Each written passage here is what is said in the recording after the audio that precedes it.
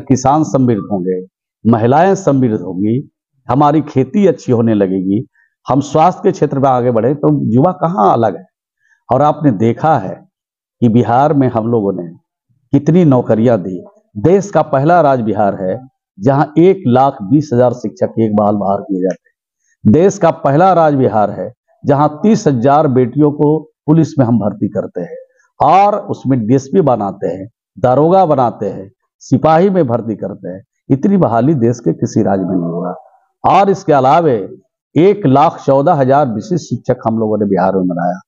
तो और माननीय मुख्यमंत्री जी ने कहा है कि 2025 तक 12 लाख नौकरी देंगे और 24 लाख से ज्यादा लोगों को रोजगार देंगे। और हमने अभी आपको महिलाओं के बारे में बताया कि किस तरह से 1,31,00,000 परिवार तो ग्रामीण क्षेत्र के हैं और 3-3.5 लाख परिवार शहरी क्षेत्र के हैं। इनको आत्मनिर्भर बनाया, महाजन से छुटकारा दिया, इनके बच्चों के पढ़ाई, दवाई और बच्चों को भविष्य के निर्माण के लिए हम लोगों ने इनको ताकत दिया। आज बिहार आत्मनिर्भरता की तरफ बढ़ रहा है और देश के यशस्वी प्रधानमंत्री जी ने जो कदम उठाया है इस बजट के माध्यम से, और बिहार विकसित होगा और बिहार आगे बढ़ेगा।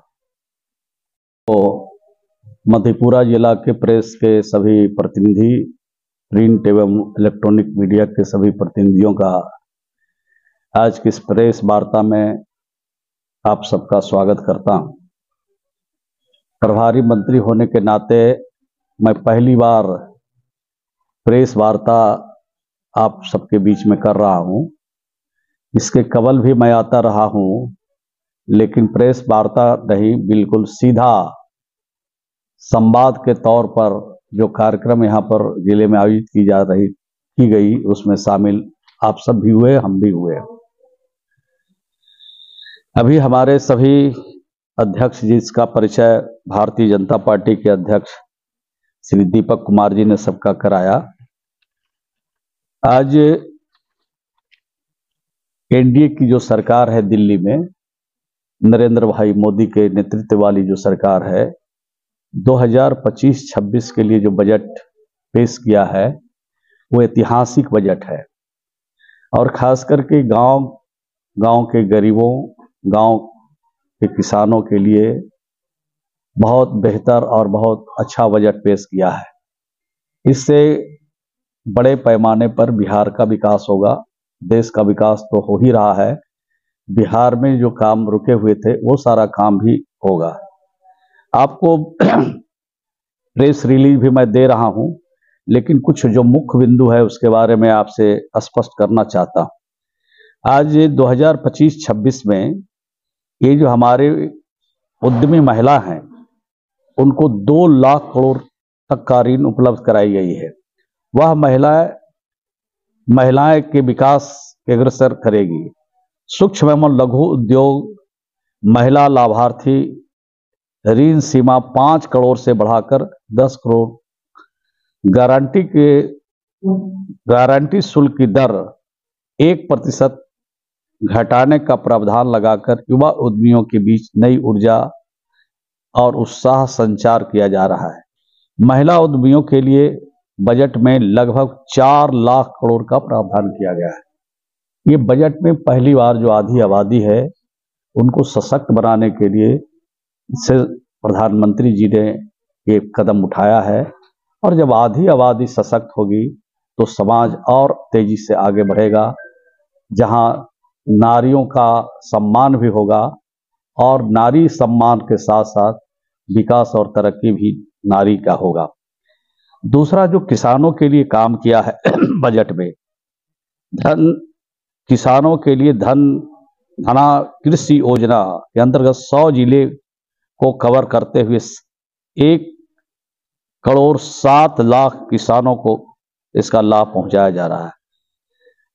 100 कम उत्पादकता वाले जिले में सिंचाई, उपज, भंडारण ऋण को बढ़ावा दिया जाएगा। यह बीज की अच्छी किस्मों के उत्पादन के लिए रामबाण साबित होगा। यानी बीज के उत्पादन के लिए, भंडारण के लिए भी और उसके साथ नए नए प्रयोग के लिए भी भारत सरकार ने किसानों के हित के लिए ये काम किया है। और 100 जिले इससे कवर होंगे देश भर में। इसका लाभ बिहार को भी मिलेगा। आपने देखा कि जो मखाना अब उद्योग के रूप में शक्ल लेता जा रहा है। मखाना किसानों के लिए प्रसंस्करण और मूल्य संवर्धन को बढ़ावा दिया जा रहा है। किसान क्रेडिट कार्ड के अंतर्गत ऋण सीमा 3 लाख से बढ़ाकर 5 लाख की गई है, जिसमें 7 करोड़ 7 लाख किसानों को इसका लाभ पहुंचाने का काम किया जा रहा है। तो इस तरह से किसानों की समृद्धि के लिए, किसानों को और आत्मनिर्भर बनाने के लिए ये काम हो रहा है। उनकी आमदनी को दुगना करने का भी काम हो रहा है। इसी प्रकार से बजट के माध्यम से मध्य वर्ग के सभी को नई ऊंचाई देना एनडीए की सरकार चाहती है। मध्य वर्ग के योगदान को खुले तौर पर स्वीकार करते हुए नई व्यवस्था राहत देने हेतु 12 लाख तक के आय पर कोई कर नहीं लगेगा, यानी 12 लाख जिनकी आमदनी है उनको कर से मुक्त किया जा रहा है। और टीडीएस में जो कटौती की सीमा 50,000 से बढ़ाकर 1 लाख किया जा रहा है। तो इस प्रकार से किसानों को भी और किसान के साथ साथ बुजुर्गों को भी, और जिनकी वार्षिक सीमा 2 लाख से बढ़ाकर 4 लाख तक करने का सरकार ने निर्णय लिया है। इससे बड़ी राहत मिलेगी लोगों को, खास करके बुजुर्गों को भी इससे राहत मिलेगी, और जो करदाता है उनको भी बड़े पैमाने पर देश भर में इसका लाभ मिलेगा। दलित समुदाय के लिए जो हम लोगों ने काम किया है, भारत के प्रधानमंत्री जी ने जो योजना बनाई है, बजट में जो प्रावधान किया है कि पहली बार एसी महिला को 5 लाख, प्रथम बार लोग जिसमें 5 लाख में से 2 बार राशि दी जाएगी। दलित बच्चे जो पढ़ाई कर रहे हैं उनके लिए स्कॉलरशिप प्रोग्राम है। इस स्कीम के तहत 2024 में लगभग 4.50 लाख एसी छात्रों को 5 करोड़ की राशि वितरित की गई है। पारा मेडिकल स्कॉलरशिप के तहत 18 लाख छात्रों को 437 करोड़ की राशि दी गई है। देश में मेडिकल सुविधा को सुदृढ़ करने के लिए मेडिकल सीट बढ़ाने की घोषणा की गई है। मेडिकल कॉलेज में यूजी की 10,000 सीट जोड़ी जाएगी एवं इंजीनियरिंग के क्षेत्र में आईटीआई को 6500 सीट बढ़ाई जाएगी। यानी मेडिकल और इंजीनियरिंग में की पढ़ाई जो हमारे बच्चे करते हैं उसके लिए सीटों का भी बढ़ाने का भारत सरकार ने निर्णय लिया है। ये बहुत ही काबिल तारीफ है। सबसे बड़ी बात यह है कि जो बड़ी बीमारियों से जो ग्रसित लोग होते थे बिहार में, उनको राज्य से बाहर इलाज के लिए जाना पड़ता था। जैसे कैंसर जैसे भयानक बीमारी जिसको हो जाता था, वो राज्य से बाहर बड़े पैमाने पर लोग जाते थे। ये 200 जिले में डे केयर सेंटर की सुविधा शुरू की जाएगी, जिसमें लोगों को कैंसर जैसी बीमारियों के लिए अपने जिले से दूरस्थ नहीं जाना पड़ेगा। यानी स्थानीय स्तर पर ये बड़े पैमाने पर जो बीमारियां हैं उसके उपचार के लिए भारत सरकार ने निर्णय लिया है। ये बेहतर, अच्छा और बेहतर काम है। तो भारत सरकार के प्रधानमंत्री जी को और बिहार के लोकप्रिय मुख्यमंत्री जी को इन तरह के बजट लाने के लिए, इस तरह के काम करने के लिए, और खास करके विशेष तौर पर गांव और गांव के गरीबों पर विशेष तौर पर ध्यान रखने के लिए उनको बधाई देता हूं।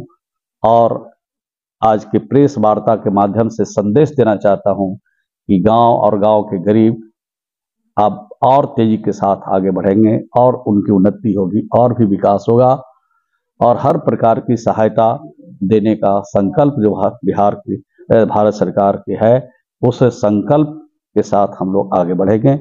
बहुत बहुत धन्यवाद।